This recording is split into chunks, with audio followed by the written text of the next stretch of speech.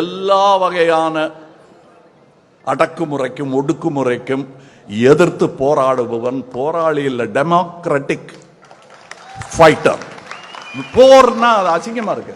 அதனால்தான் நாங்க திட்டுறதை குறைச்சிக்கிட்டோம். கோபம் இருக்குங்கிறது தெரியணும், இல்லைன்னா இழிச்சமா என்ன நினைச்சிருவாங்க.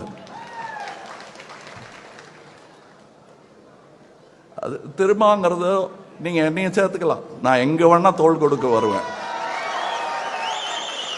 நான் யார்கிட்ட சொன்னேன்னு சொல்ல மாட்டேன், உங்களுக்கு தெரியணும். ஐயா, ஆசியாவின் முதல் சென்ட்ரிஸ்ட் பார்ட்டி மக்கள் நீதி மையம். அதை சொல்ல வேண்டிய இடத்துல சொல்லிட்டேன். இதை நீங்க பூரா இடது பக்கமும் இழுத்துற முடியாது, காட்டுக்குள்ள துப்பாக்கியை கொடுத்து அனுப்ப முடியாது, பூரா அதை வலது பக்கம் அனுப்பி என்ன அகோரி ஆக்க முடியாது. நடுவில் இருப்பேன். என் இடதும் வலதும் தோளும் குடிமக்கள், அதுவும் இந்திய நாட்டின் குடிமக்கள் எவராயிருந்தாலும் பல்லக்கில் போவதற்கு தயார் என்றால் இந்த தோள் காத்து நிற்கும். மேல உட்கார என்ன சாதி பண்ணின்னு கேட்கறதுக்கு எனக்கு அருகதையே கிடையாது. நான் தோள் தூக்க வந்துட்டேன், இந்த பல்லக்க தூக்க வந்துட்டேன். இந்த பல்லக்கின் பேர் இந்தியா. ஒன்னு சொல்றேன், அதுக்கு 4 பிடி தான் இருக்குன்னு நம்பிட்டு இருக்காதீங்க. 22 பிடி இருக்கு. ஒவ்வொரு மொழியும் தோள் கொடுக்கும். இதுக்கு சொல்றேன். அதனாலதான் சொன்னேன், இந்த திராவிடம்ங்கிறது என்னங்க, எல்லாரும் சேர்ந்ததுதான். எல்லாரையும் சேர்த்துக்கிற பெருந்தன்மைக்கு பேர் தான் திராவிடம். அது நாடு தழுவியது. போய் பாருங்க, அங்க இருந்து சிந்து நதி முதல் வைகை நதி வரை அது பரவி இருக்கிறது. அது மேலடி என்றால் அது கீழடி. 3 அடியில் உலகத்தை அளக்கலாம், நாங்க 2 அடியில் அளந்தோம். அது பேர் திருக்குறள். இங்க என்ன நிறைய பேசிக்கிட்டே இருப்பேன், அவர் பேச்ச நீங்க கேட்கணும்.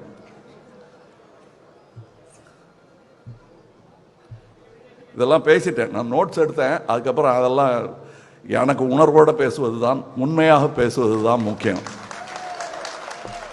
உண்மையை பேசணும்னு முடிவு பண்ணிட்டோம்னா பயம் இருக்காது. ஏன்னா உண்மைதானே. அப்புறம் என்ன, நீங்க உண்மை பேசுறீங்க, ஜெயிக்கலையே என்ன பண்றீங்க? சத்தியமே விஜயத்தை எல்லாம் என்ன ஆச்சுன்னு கேட்டாங்க. சரி, உன்னுடைய சிறப்பான பொய் என்று எதை சொல்வீர்கள்? நம்பிட்டாயா அப்படிங்கறதானே. எப்படி நம்பினீங்க? உண்மை மாதிரி இருந்த பொய் கூட ஜெயிக்கணும்னா சத்தியத்தை கொஞ்சம் தொட்டுக்கணும். ஊருகா மாதிரியாவது சத்தியம் ஜெயிச்சுக்கிட்டே இருக்கும். உனக்கு அது தெரியல, எங்களுக்கு தெரியுது.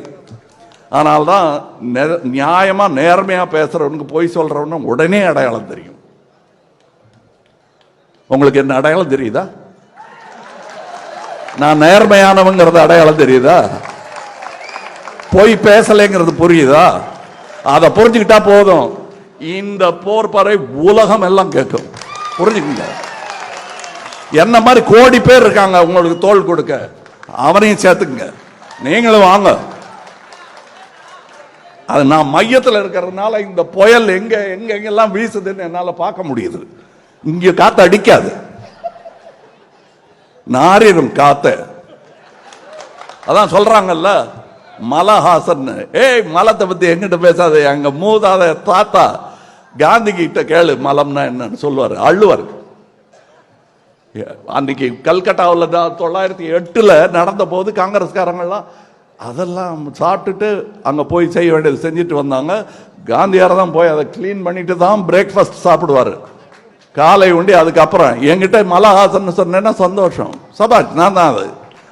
அங்க தாத்தா அதை அள்ளுவாரு, நானும் சேர்ந்து அள்ளுவேன். ஆனா உனக்காக அள்ள மாட்டேன், எனக்காக அள்ளுவேன். ஏன்னா டெய்லி நீங்களா தானே என்ன பண்றீங்க. அதனால என்ன நீ கூப்பிடு, கோபம் இல்லைங்க, புரிய வைக்கிறேன். நான் என் பிள்ளைகளே அடிச்சது கிடையாது, கேட்டு பாருங்க சொல்லுவாங்க.